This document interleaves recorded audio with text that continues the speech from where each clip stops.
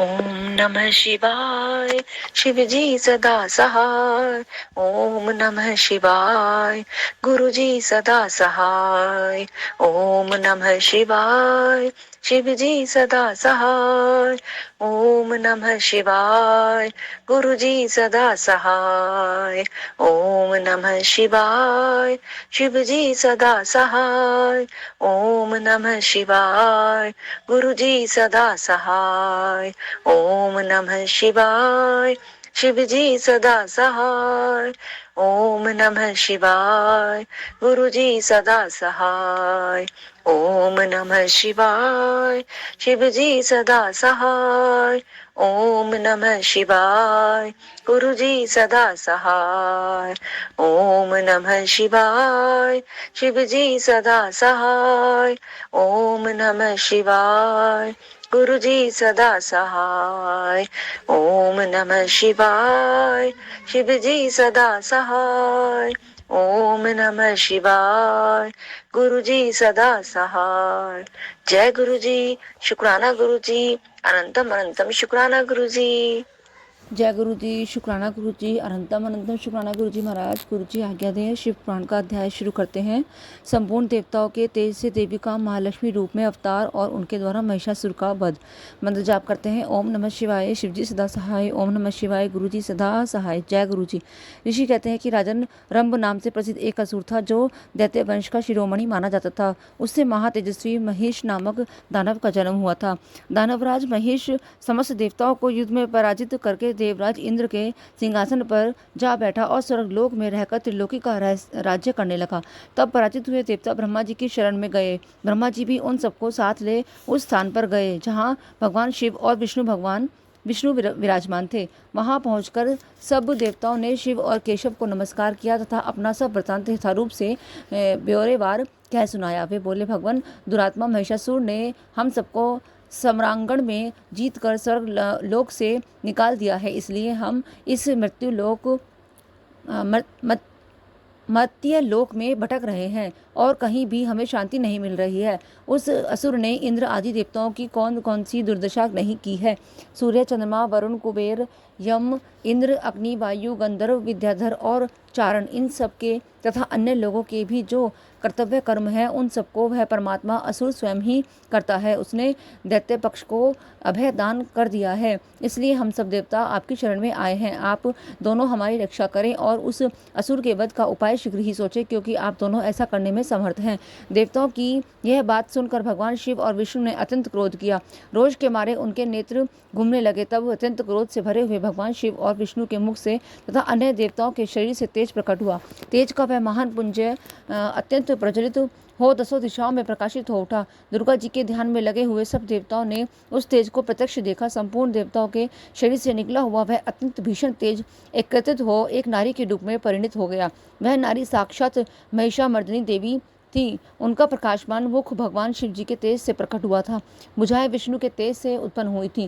केश यमराज के तेज से आविर्भूत हुए थे। उनके दोनों स्तन चंद्रमा के तेज से प्रकट हुए थे। कटिभाग इंद्र के तेज से तथा जंघा और उरु वरुण के तेज से पैदा हुए थे। पृथ्वी के तेज से नितंब का और ब्रह्मा जी के तेज से दोनों चरणों का आविर्भाव हुआ था। पैरों की उंगलियां सूर्य के तेज से और हाथ की उंगलियां वसुओं के तेज से उत्पन्न हुई थी। नासिका कुबेर के दांत, प्रजापति के तीनों नेत्र, अग्नि के दोनों भुएं, साध्य गण के दोनों कान, वायु के तथा अन्य देवताओं के तेज से प्रकट हुए थे। इस प्रकार देवताओं के तेज से प्रकट हुई कमलाल्या लक्ष्मी ही वह परमेश्वरी देवी थी। संपूर्ण देवताओं की तेजो राशि से प्रकट हुई उन देवी को देखकर सब देवताओं को बड़ा हर्ष प्राप्त हुआ, परंतु उनके पास कोई अस्त्र नहीं था। यह देख ब्रह्मा आदि देवेश्वरों ने शिवा देवी को अस्त्र शस्त्र से संपन्न करने का विचार किया। तब महेश्वरी को शूल समर्पित किया। भगवान विष्णु ने चक्र, वरुण ने पाश, अग्निदेव ने शक्ति, वायु देवता ने धनुष तथा बाणों से भरे हुए तरकश और शचीपति इंद्र ने वज्र एवं घंटा प्रदान किया। यमराज ने कालदंड, प्रजापति ने अक्षमाला, ब्रह्मा ने कमंडलू एवं सूर्यदेव ने समस्त रोमकूपों में अपने किरणें अर्पित की। काल ने उन्हें चमकती हुई ढाल और तलवार दी। क्षीर सागर ने सुंदर हार तथा कभी पुराने न होने वाले 2 दिव्य वस्त्र भेंट किए। साथ ही उन्होंने दिव्य चूड़ामणि, 2 कुंडल, बहुत से कड़े, अर्धचंद्र, केयूर, मनोहर नुपुर, गले की हंसुली और सब अंगुलियों में पहनने के लिए रत्नों की बनी अंगूठियां भी थीं। विश्वकर्मा ने उन्हें मनोहर फरसा भेंट किया। साथ ही अनेक प्रकार के अस्त्र और अभेद कवच दिए। समुद्र ने सदा सुरम्य एवं सरस रहने वाली माला दी और एक कमल का फूल भेंट किया। हिमवान ने सवारी के लिए सिंह तथा आभूषण के लिए नाना प्रकार के रत्न दिए। कुबेर ने उन्हें मधु से भरा पात्र अर्पित किया तथा सर्पों के नेता शेषनाग ने विचित्र रचना कैलाश से सुशोभित एक नागहार भेंट किया, जिसमें नाना प्रकार की सुंदर मणियां गुथी हुई थी। इन सब ने तथा दूसरे देवताओं ने भी आभूषण और अस्त्र शस्त्र देकर देवी का सम्मान किया। तत्पश्चात उन्होंने बारंबार अट्टहास करके उच्च स्वर से गर्जना की। उनके उस भयंकर नाद से संपूर्ण आकाश गूंज उठा। उससे बड़े जोर की प्रतिध्वनि हुई, जिससे तीनों लोकों में हलचल मच गई। चारों समुद्र ने अपनी मर्यादा छोड़ दी, पृथ्वी डोलने लगी। उस समय महिषासुर से पीड़ित हुए देवता ने देवी की जय जयकार की। तदनंतर सब देवताओं ने उन महालक्ष्मी स्वरूपा पराशक्ति जगदम्बा का भक्ति गदगद वाणी द्वारा सत्वन किया। संपूर्ण त्रिलोकी को शोभग्रस्त देख देव देवी दैत्य अपनी समस्त सेना को कवच आदि से सुसज्जित कर हाथों में हथियार ले सहसा उठ खड़े हुए। रोष से भरा हुआ महिषासुर भी उस शब्द की ओर लक्ष्य करके दौड़ा और आगे पहुंचकर उसने देवी को देखा, जो अपनी प्रभा से तीनों लोकों को प्रकाशित करती रही थी। इस समय महिषासुर के द्वारा पालित करोड़ों शस्त्रधारी महावीर वहां आ पहुंचे। चक्षुर, चामर, उद्रग्र, कराल, उदत्त, बाष्कल, ताम्र, उग्रास्य, उग्रवीरः, बिड़ाल, अंधक, दुर्धर, दुर्मुख, त्रिनेत्र और महाहनु, ये तथा अन्य बहुत से युद्ध कुशल शूरवीर सम्रांगण में देवी के साथ युद्ध करने लगे। वे सबके सब अस्त्र शस्त्रों की विद्या में पारंगत थे। इस प्रकार देवी और देवतागण दोनों परस्पर जूझने लगे। उनका वह भीषण समय मार काट में ही बीतने लगा। इस तरह भयानक युद्ध होने के बाद महिषासुर देवी के साथ महायुद्ध करने लगा। तब देवी ने कहा कि रे मुंड, तेरी बुद्धि मारी गई है, तू व्यर्थ हट क्यों करता है? तीनों लोकों में कोई भी असुर युद्ध में मेरे सामने टिक नहीं सकते। यूँ कहकर सर्व कलामयी देवी कूद कर महिषासुर पर चढ़ गई और अपने पैर से उसे दबाकर उन्होंने भयंकर शूल से उसके कंठ में आघात किया। उनके पैरों से दबा होने पर भी महिषासुर अपने मुख से दूसरे रूप से बाहर निकलने लगा। अभी आधे शरीर से ही वह बाहर निकलने पाया था कि देवी ने अपने प्रभाव से उसे रोक दिया। आधा निकला हुआ होने पर भी वह महाअधम दैत्य देवी के साथ युद्ध करने लगा। तब देवी ने बहुत बड़ी तलवार से उसका सिर काटकर उस असुर को धाराशायी कर दिया। फिर तो उसके सैनिक गण हाय हाय करके नीचे मुख किए भयभीत हो रणभूमि में भागने और त्राही त्राही की पुकार करने लगे। उस समय इंद्र आदि सब देवताओं ने देवी की स्तुति की, गंधर्व गीत गाने लगे और अप्सराएं नृत्य करने लगी। राजन, इस प्रकार मैंने तुमसे देवी के महालक्ष्मी अवतार की कथा कही है। अब तुम सुस्थिर चित्त से सरस्वती के प्रादुर्भाव का प्रसंग सुनो। अध्याय 46 विराम। जय गुरु जी। अध्याय है देवी उमा के शरीर से सरस्वती का आविर्भाव। उनके रूप की प्रशंसा सुनकर शंभु का उनके पास दूत भेजना। दूत के निराश लौटने पर शंभु का क्रमशः धूम्रलोचन, चंडमुंड तथा रक्तबीज को भेजना और देवी के द्वारा उन सबका मारा जाना। ऋषि कहते हैं, पूर्व काल में शंभु और निशुंभ नामक 2 प्रतापी दैत्य थे, जो आपस में भाई भाई थे। उन दोनों ने चराचर प्राणियों सहित समस्त त्रिलोकी के राज्य पर बलपूर्वक आक्रमण किया। उनसे पीड़ित हुए देवताओं ने हिमालय पर्वत की शरण ली और संपूर्ण अभिष्टों को देने वाले सर्वभूत जननी देवी उमा का सत्वन किया। देवता बोले, महेश्वरी दुर्गे, आपकी जय हो। अपने भक्तजनों का प्रिय करने वाली देवी, आपकी जय हो। आप तीनों लोकों की रक्षा करने वाली शिवा हैं, आपको बारंबार नमस्कार है। आप ही मोक्ष प्रदान करने वाली परा अम्बा हैं, आपको बारंबार नमस्कार है। आप समस्त संसार की उत्पत्ति, स्थिति और संहार करने वाली हैं, आपको नमस्कार है। कालिका और तारा रूप धारण करने वाली देवी, आपको नमस्कार है। छिन्नमस्ता आपका ही स्वरूप है, आप ही श्री विद्या हैं, आपको नमस्कार है। भुवनेश्वरी, आपको नमस्कार है। भैरव रूपिणी, आपको नमस्कार है। आप ही बगलामुखी और धूमावती हैं, आपको बारंबार नमस्कार है। आप ही त्रिपुर सुंदरी और मातंगी हैं, आपको बारंबार नमस्कार है। अजिता, विजया, जया, मंगला और विलासिनी, ये सभी आपके ही विभिन्न रूपों की संज्ञाएं हैं। इन सभी रूपों में आपको नमस्कार है। दोग्ध्री माता, अथवा कामधेनु रूप में आपको नमस्कार है। घोर आकार धारण करने वाली आपको नमस्कार है। अपराजिता रूप में आपको प्रणाम है। नित्या महाविद्या के रूप में आपको बारंबार नमस्कार है। आप ही शरणागतों का पालन करने वाली रुद्राणी है, आपको बारंबार नमस्कार है। वेदांत के द्वारा आपके ही स्वरूप का बोध होता है, आपको नमस्कार है। आप परमात्मा हैं, आपको मेरा प्रणाम है।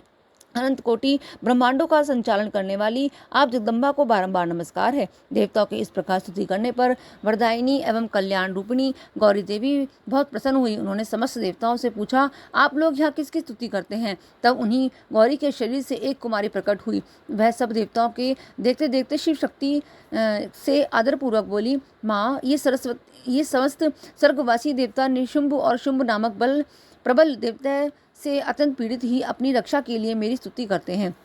पार्वती के शरीर कोश से वह कुमारी निकली थी, इसलिए कौशिकी नाम से प्रसिद्ध हुई। कौशिकी ही साक्षात शुंभासुर का नाश करने वाली सरस्वती हैं। उन्हीं को उग्रतारा और मोहग्रतारा भी कहा गया है। माता के शरीर से स्वतः प्रकट होने के कारण वे इस भूतल पर मातंगी भी कहलाती हैं। उन्होंने समस्त देवताओं में कहा, तुम लोग निर्भय रहो, मैं स्वतंत्र हूँ, अतः किसी का सहारा लिए बिना ही तुम्हारा कार्य सिद्ध कर दूंगी। ऐसा कहकर वह देवी तत्काल वहां अदृश्य हो गई। एक दिन शुंभ और निशुंभ के सेवक चंड और मुंड ने देवी को देखा। उनका मनोहर रूप नेत्रों को सुख प्रदान करने वाला था। उसे देखते ही वे मोहित हो शुद्ध बुद्ध खोकर पृथ्वी पर गिर पड़े। फिर होश में आने पर वे अपने राजा के पास गए और आरंभ से ही सारा वृतांत बताकर बोले, महाराज, हम दोनों ने एक अपूर्व सुंदरी नारी देखी है, जो हिमालय के रमणीय शिखर पर रहती है और सिंहासन पर सवारी करती है। चंडमुंड की यह बात सुनकर महान असुर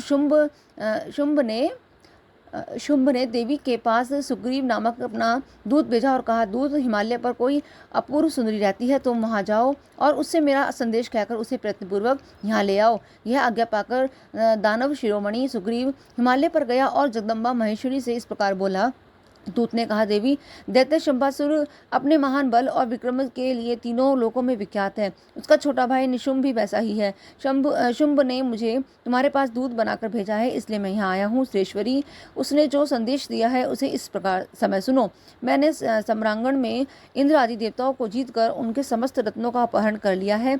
यज्ञ में देवता आदि के दिए हुए देव भाग का भी मैं स्वयं ही उपभोग करता हूँ। मैं मानता हूँ कि तुम स्त्रियों में रत्न हो और सब रत्नों के ऊपर स्थित हो, इसलिए तुम काम जनित रस के साथ मुझको अथवा मेरे भाई को अंगीकार करो।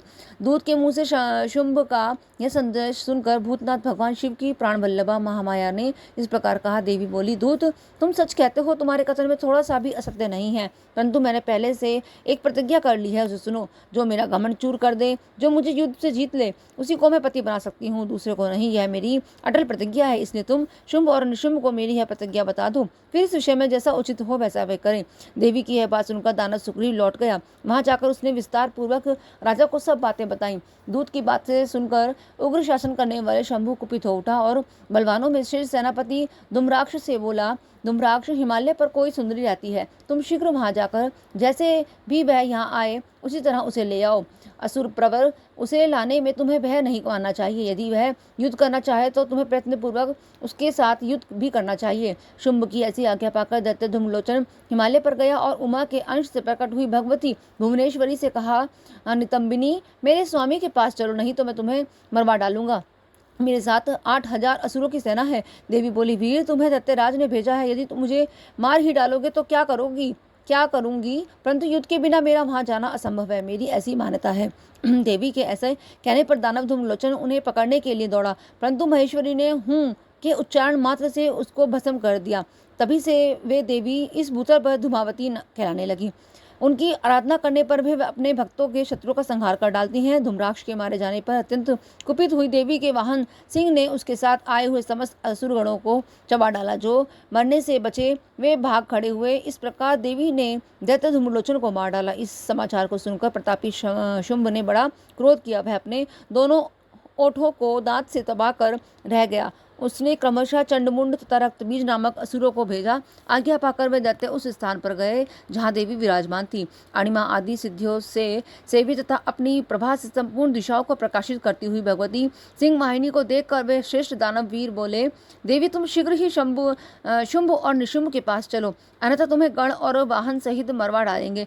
वामे शुंभ को अपना पति बना लो। लोकपाल आदि भी उनकी स्तुति करते हैं। शुंभ को पति बना लेने पर तुम्हें उस महान आनंद की प्राप्ति होगी जो देवताओं के लिए भी दुर्लभ है। उनकी ऐसी बात सुनकर परमेश्वरी अम्बा मुस्कुराकर सरस मधुर वाणी में बोली। देवी ने कहा, अद्वितीय महेश्वर परमब्रह्म परमात्मा सर्वत्र विराजमान है, जो सदाशिव कहलाते हैं। वेद भी उनके तत्वों को नहीं जानते, फिर विष्णु आदि को तो बात ही क्यों है, क्या है।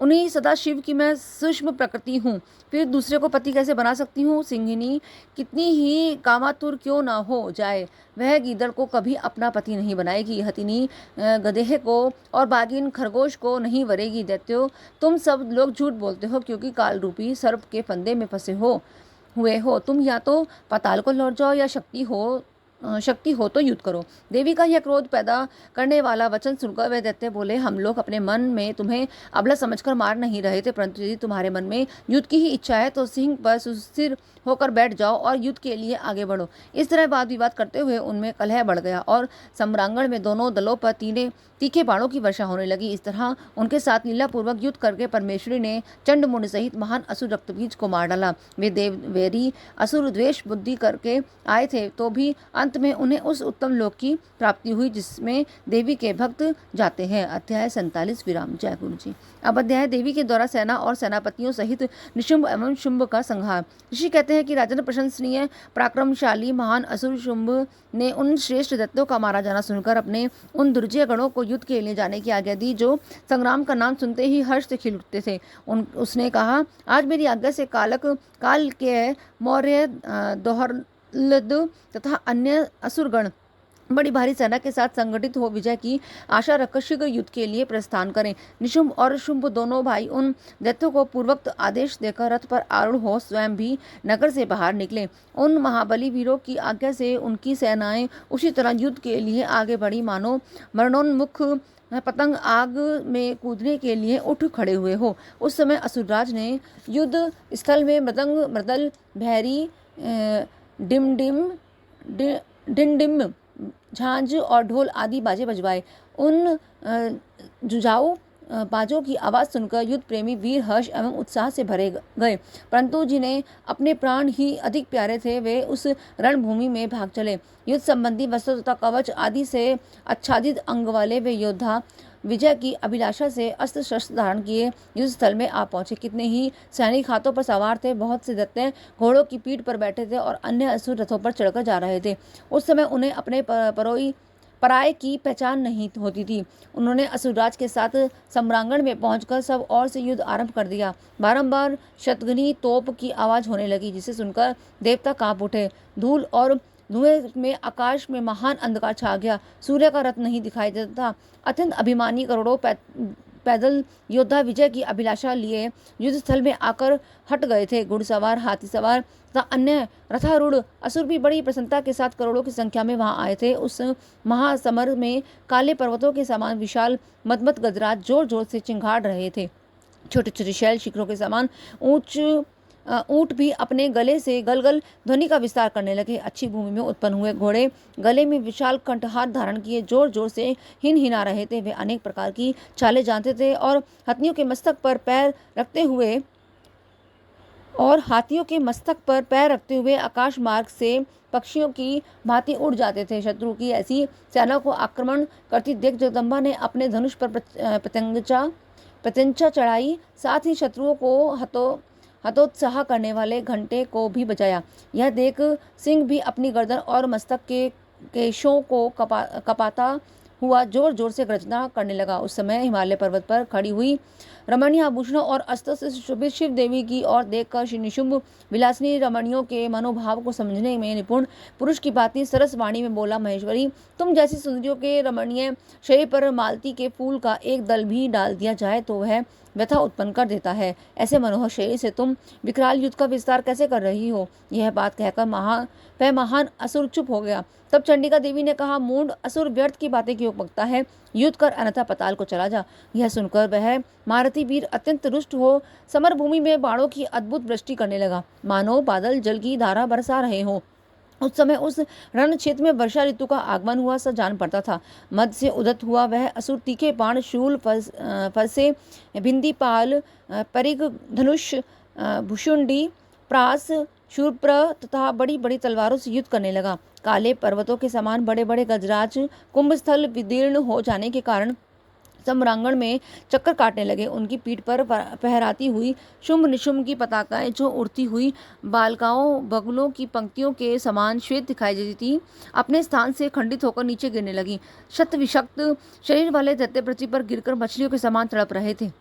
गर्दन कट जाने के कारण घोड़ों के समूह बड़े भयंकर दिखाई देते। कालिका ने इतने ही दैत्यों को मौत के घाट उतार दिया तथा देवी के वाहन सिंह ने अन्य बहुत से असुरों को अपना आहार बना लिया। उस समय दैत्यों के मारे जाने से उस रणभूमि में रक्त की धारा बहाने वाली कितनी ही नदियां बह चली। सैनिकों के केश पानी में सेवार की भांति दिखाई देते थे। उनकी चादरें सफेद फैन का भ्रम उत्पन्न कर रही थी। इस तरह घोर युद्ध होने तथा राक्षसों का महान संहार हो जाने के पश्चात देवी अंबिका ने विश्व में बुझे हुए तीखे बाणों द्वारा निशुंभ को मारकर धाराशायी कर दिया। अपने असीम शक्तिशाली छोटे भाई के मारे जाने पर शुंभ रोष से भर गया और रथ पर बैठकर 8 भुजाओं से युक्त हो माहेश्वर प्रिया अंबिका के पास गया। उसने जोर जोर से शंख बजाया और शत्रुओं का दमन करने वाले धनुष की दुसह कंठाध्वनि की तथा देवी का सिंह भी अपने अयालों को हिलाता हुआ दहाड़ने लगा। इन 3 प्रकार की ध्वनियों से आकाश मंडल गूंज उठा। तदंतर जगदम्बा ने अट्टहास किया जिससे समस्त असुर संत्रस्त हो उठे। जब देवी ने शुंभ से कहा कि तुम युद्ध में स्थिरता पूर्वक खड़े रहो, तब देवता बोले, उठे जय हो जगदम्बा की। इस समय दैत्यराज शुंभ ने बड़ी भारी शक्ति छोड़ी जिसकी शिखा से आग की ज्वाला निकल रही थी, परंतु देवी ने एक उल्का के द्वारा उसे मार गिराया। शुंभ के चलाए हुए